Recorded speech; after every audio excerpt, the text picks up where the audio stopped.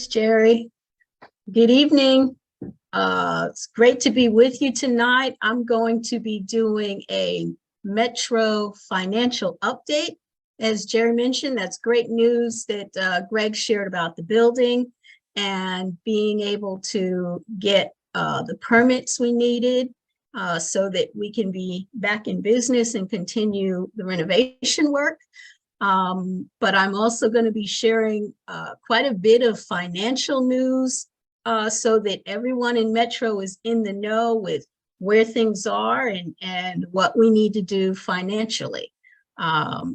It's exciting. On the RFAC, we review the finances and we discuss them and make plans and talk with the leadership. And I'm so grateful and appreciative for everybody on the RFAC. It truly is a great thing to be able to serve in that way. So without much further ado, I am going to be sharing my screen with you.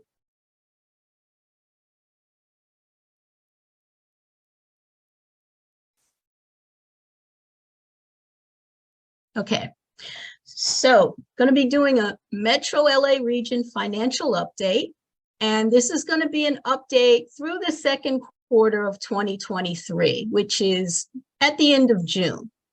Okay, and basically what we're going to be covering is we're going to look at 2022 with Metro and the financial results that we had in 2022.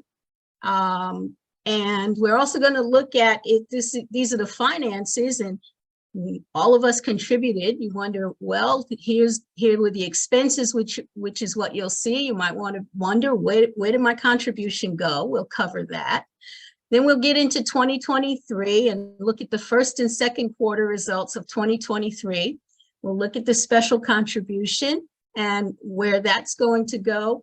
We'll get an update on the building, a little bit different from what Greg talked about. The building from a financial perspective is what I'm going to talk about. And then the 2023 financial review and projection. Now, the first thing on here is the 2022 Metro LA financial results. And one of the things you might be thinking is, well, why are we going to review 2022? 2022 is over. Well, the reason for that is the money that we had in the bank at the end of 2022 is the money that we started with in the bank in 2023. And towards the end of 2022, when we projected and forecasted how much money we would have in the bank, that determined how we would really plan out 2023 and the decisions that needed to be made.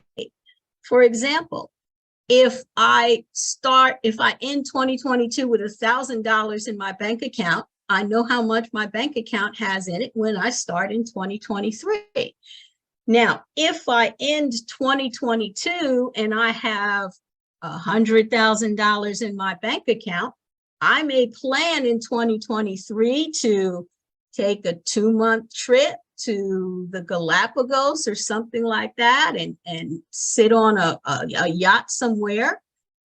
But if I only have $100 in my bank account when I start 2023, I might plan to take a road trip to Bakersfield and stay with my cousin.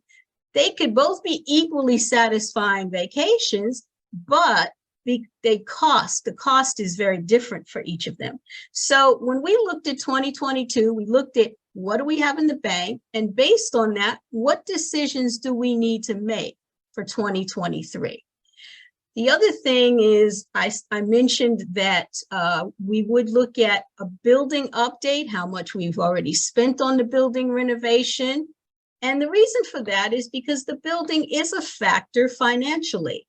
But the building could also be a factor in our financial future. So we want to look at that also and share some things and some ideas about that with you as well.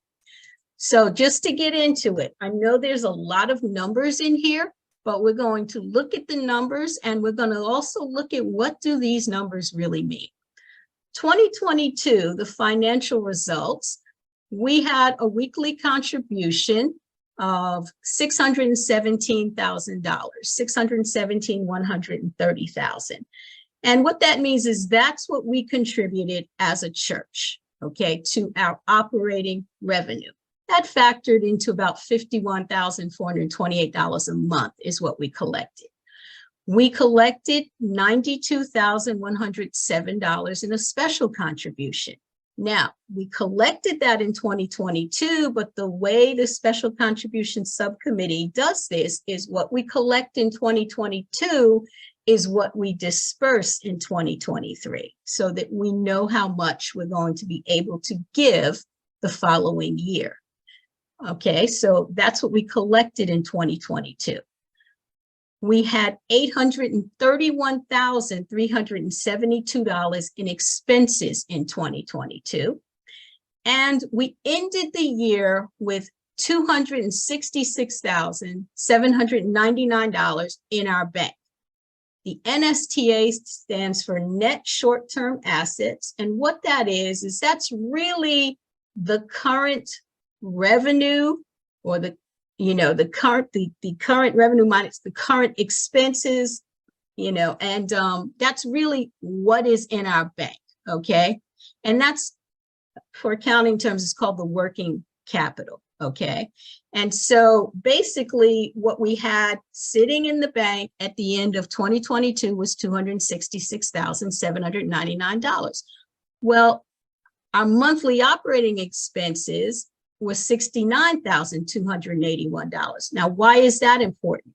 That's important because the board of directors has said, as a minimum, every region needs to have 2.5 times their monthly operating expenses in the bank. Okay, so they're saying if this is your average monthly operating expenses, Metro, multiply that by 2.5, and that's how much money you need to have as a reserve fund. So when you multiply by 2.5, you get 173,202. Well, what we had at the end of 2022 was 266,000. So we're doing okay there. We're above the minimum threshold. And you might ask, well, why does the board say we have to do that? Because the board says we don't want any region to be broke, basically, and to not have a reserve fund in the bank. And that's really smart money management. And as our RFAC, we take that very seriously as well. The other thing to point out is we had $193,000 is a Paycheck Protection Program loan that became a grant. And we talked about this in a previous presentation. What is that Paycheck Protection Program loan? Well, during the pandemic, when everything had to shut down, when the government said, shut down your business, shut down what you're doing, because we're concerned, obviously, about the spread of this disease in the pandemic, what they also said was, we understand you cannot operate your businesses, but we will give you a loan, small businesses, if you retain your employees and you still pay your rent. The government didn't want us to shut down our businesses and lay off everybody because they didn't want to send the economy into a recession and then a depression. So since the church is a small business, we said, okay, we should apply for that Paycheck Protection Program loan that the federal government has available. But then they said there's one more thing to keep in mind. If you can show that, yes, during the pandemic, you lost money, but you also retained those employees, then what we'll do is you can apply for that loan to be completely forgiven.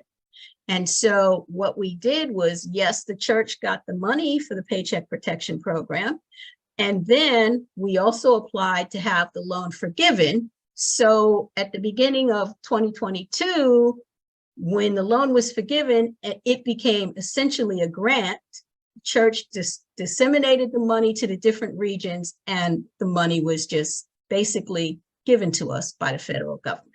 And so that's another amount of money that we keep in a separate restricted account, that we also have, that came about in 2022.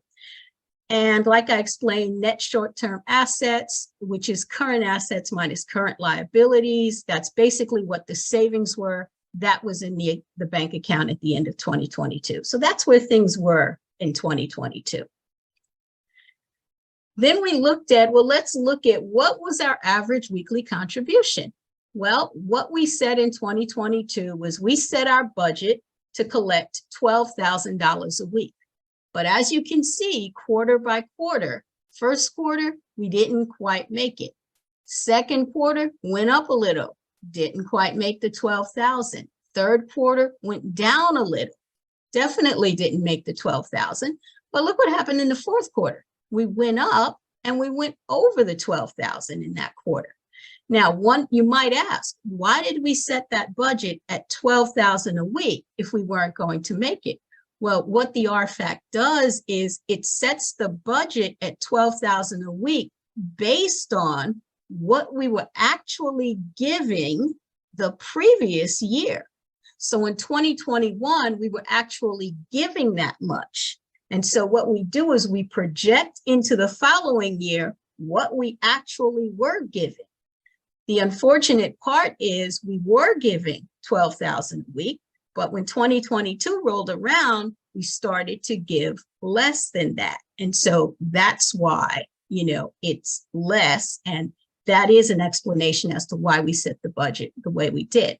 Now, the interesting thing is we do believe we can hit this 12,000 a week. And the reason we do believe that is because of what happened in the fourth quarter. We actually did it.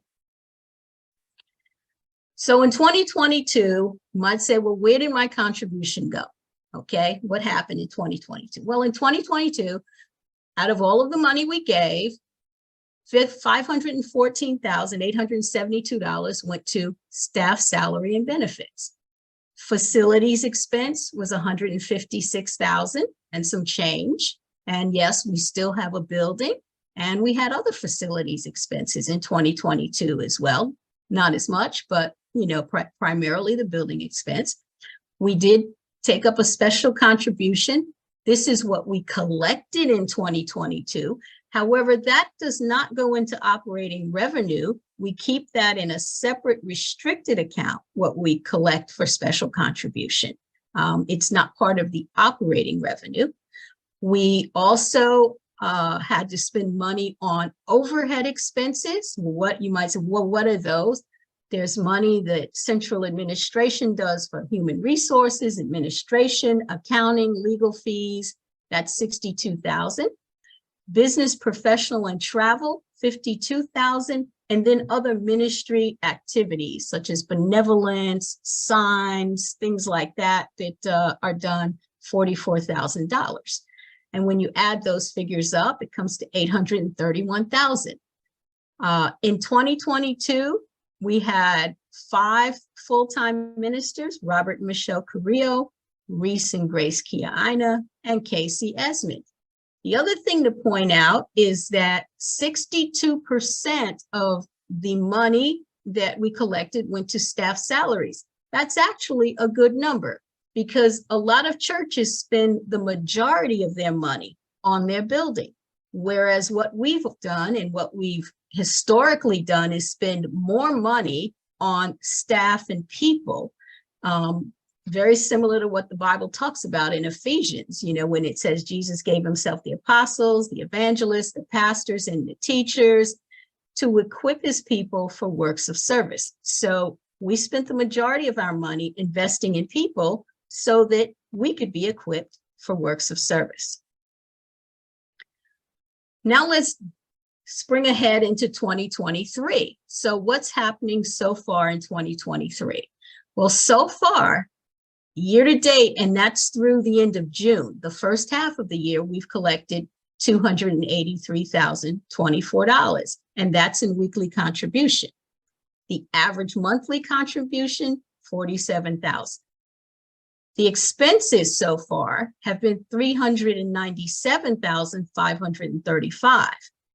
Now, when we look at the savings at the end of June, it's $221,000. It's $221,711.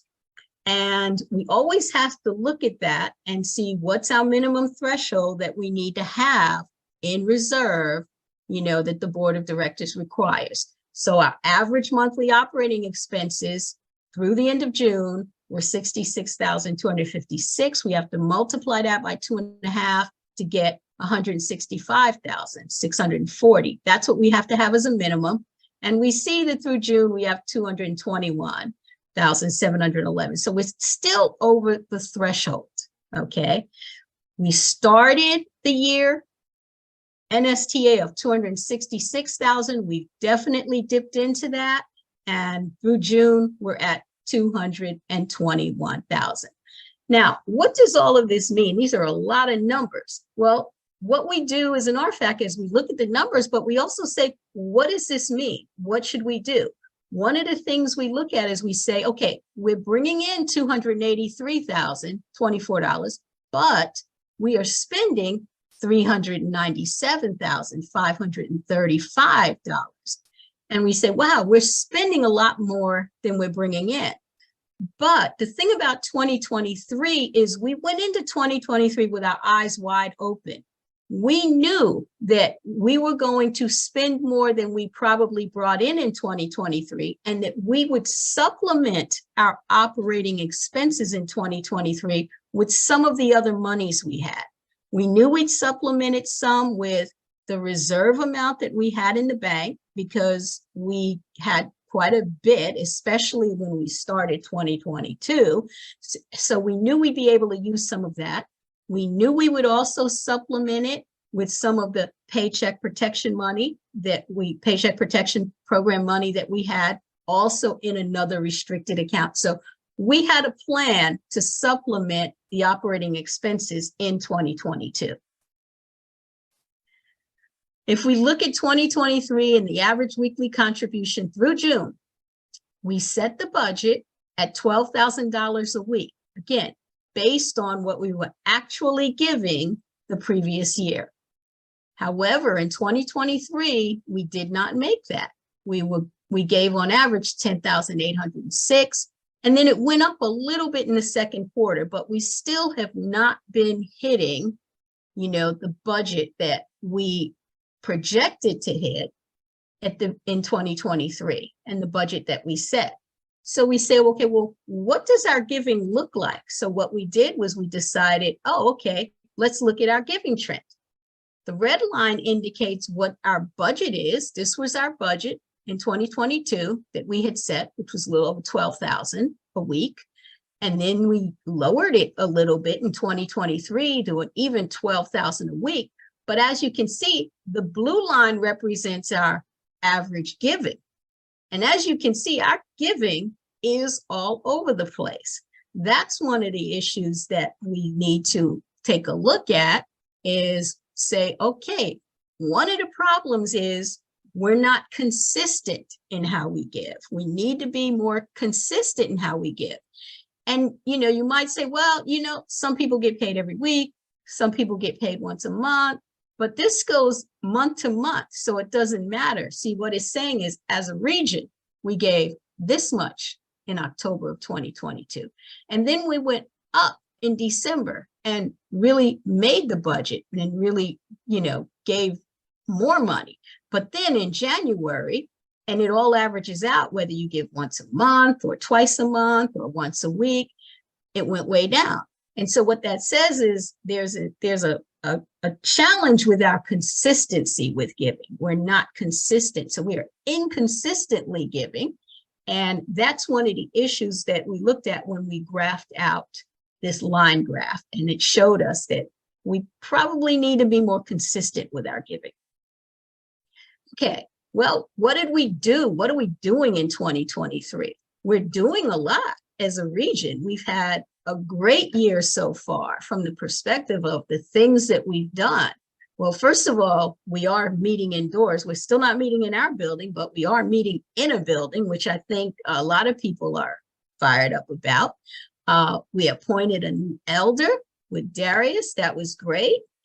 We had all nation services. We had African American History Month service, which was great.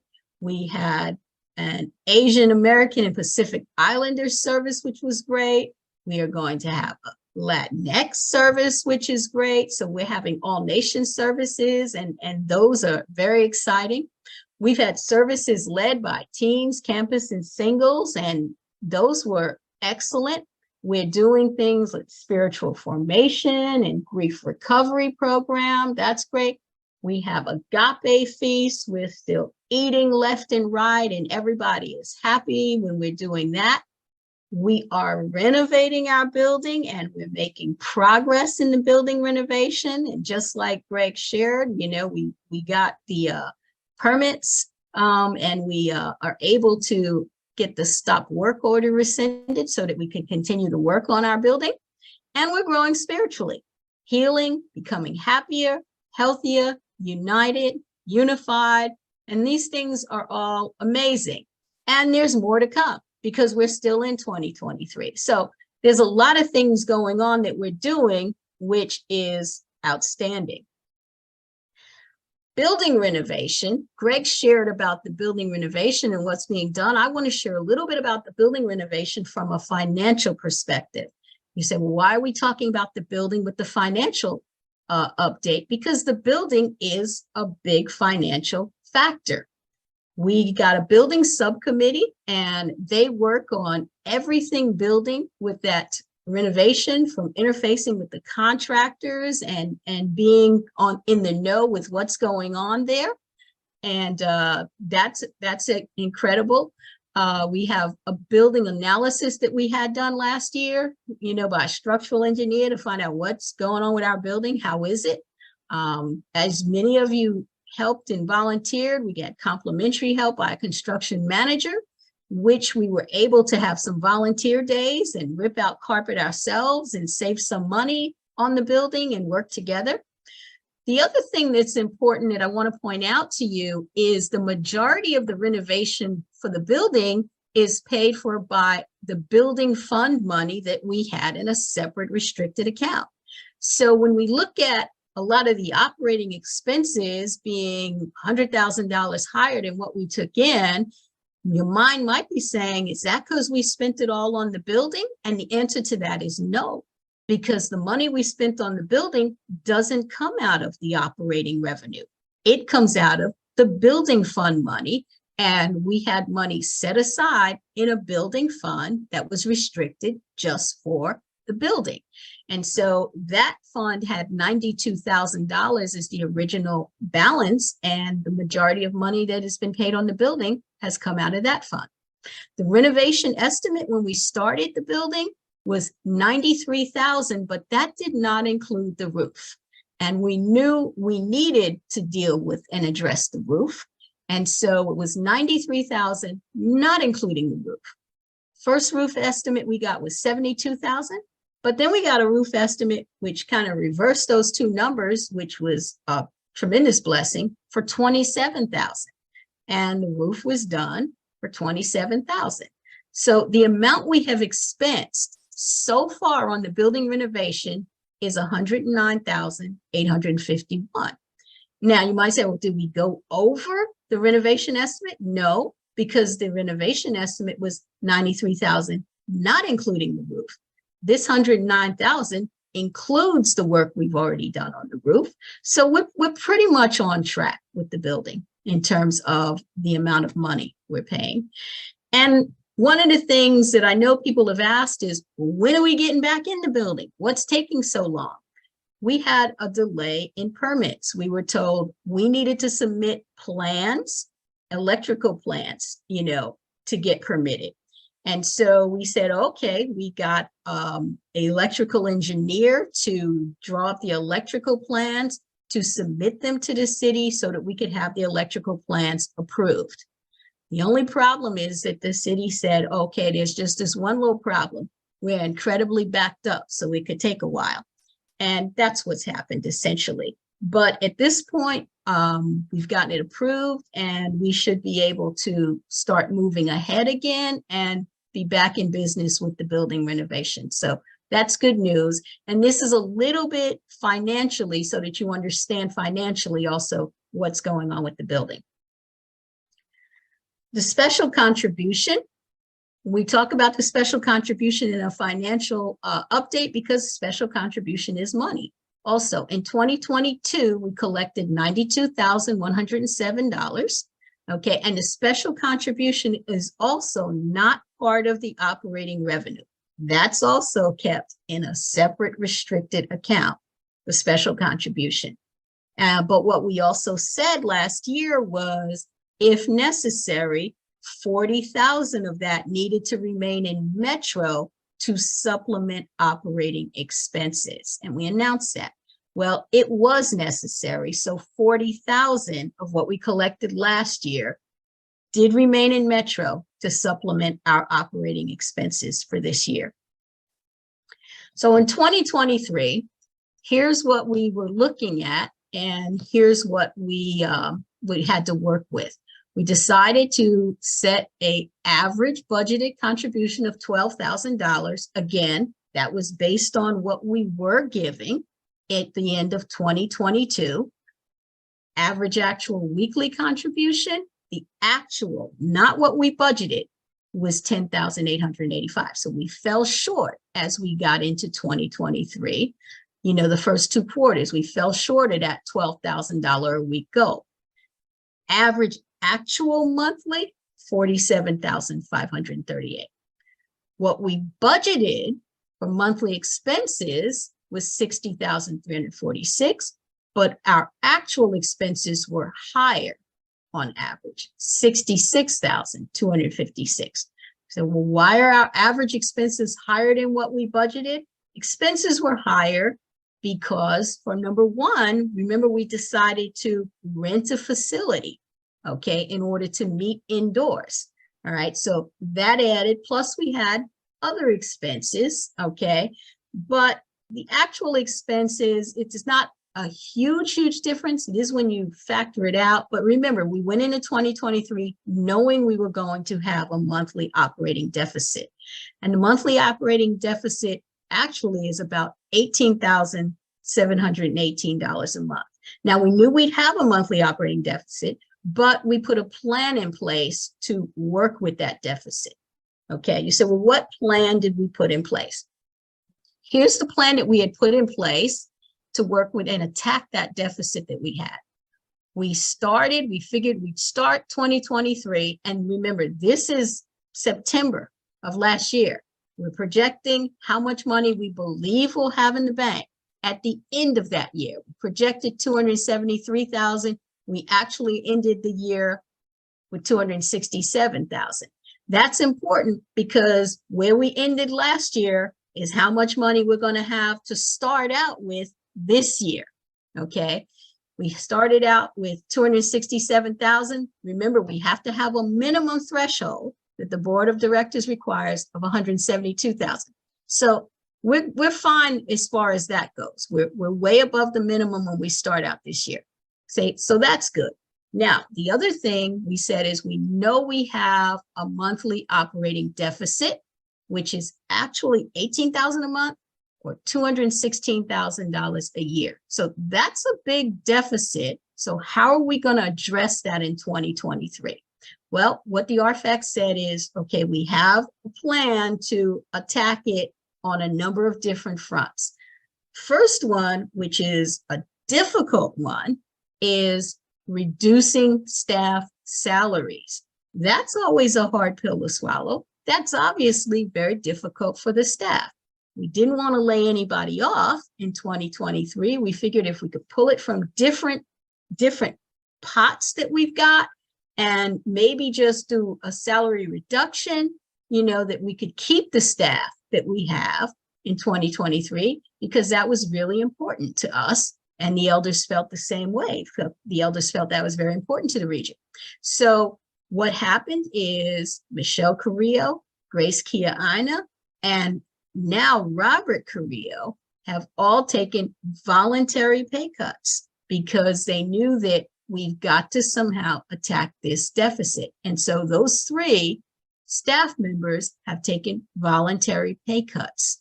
And what that did was that made us reduce the staff salaries by $44,400. So we knocked 44,400 off of this 216,000 deficit. The next thing we did is we said, okay, we still have money from the Paycheck Protection Program. We started with 193,000. We actually used 44,400 of that in 2022 to offset operating expenses.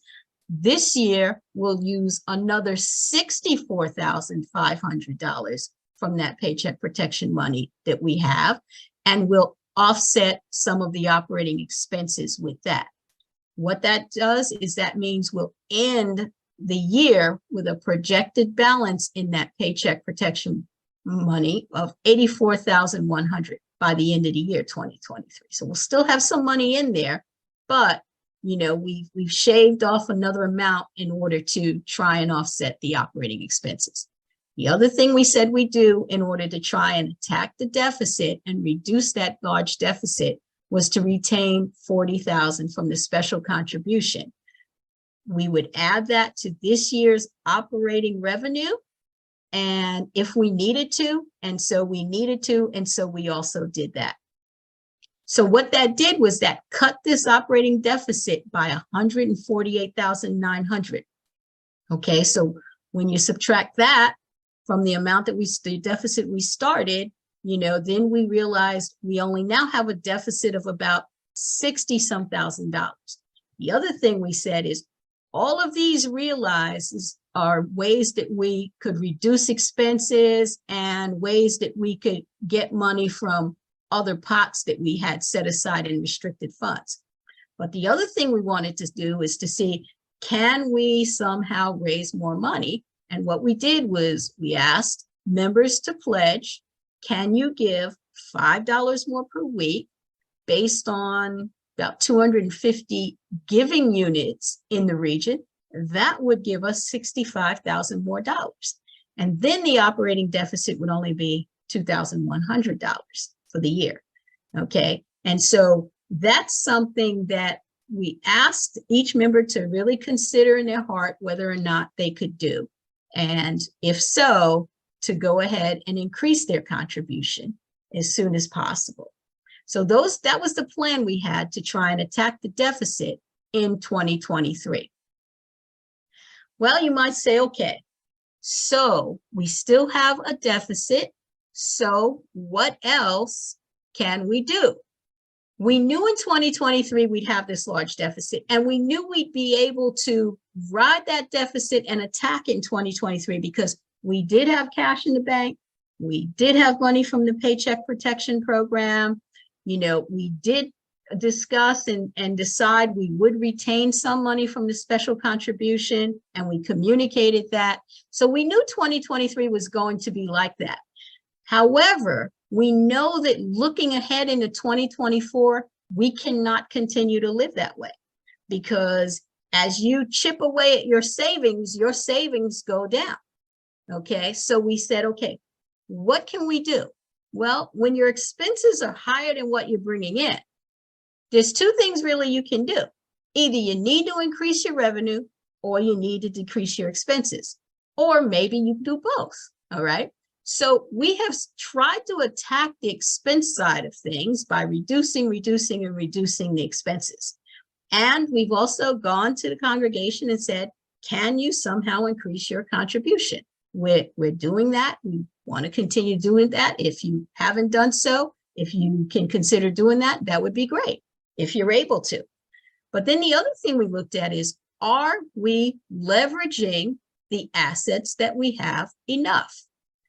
Well, what is an asset? An asset is anything that adds financial value. And that's in a business sense. An asset is really anything that adds any kind of value. But from a financial sense, it's anything that adds financial value. Assets are things such as members. Members add financial value. Staff adds value. They teach, they train, they equip, they add financial value. When they do all of that, you have more members, that adds value. The building's interesting because the building adds value from the perspective that it gives us a place to meet, but the building is also an expense, but is there a way the building can also add financial value? One of the things we've been thinking about is, can the building become more of an income generating asset? And those are the things that we are discussing and we have some ideas about. Please keep that in mind, because Robert will be sharing in the near future, in the weeks to come, some ideas we have for making the building more of an income producing asset. You might say, well, what else can we do? Well, as we mentioned before, you can make a pledge. One of the things we've discussed before is, if you've made a pledge, let your yes be yes. Keep in mind, a pledge, it's also a vow. And we ask you to take it seriously. We look at our line graph and our giving is all over the place, so we could probably improve our consistency and be more consistent in how we give. Seriously and prayerfully consider, if you are able to increase your contribution by $5 a week, consider it and do so if you are able to. And remember, God loves a cheerful giver, so we don't want anybody struggling, feeling compelled. No, give what you've decided in your heart to give. Give consistently. That could be one of our biggest problems, is not being consistent in our giving. So give consistently. That's what else you can do.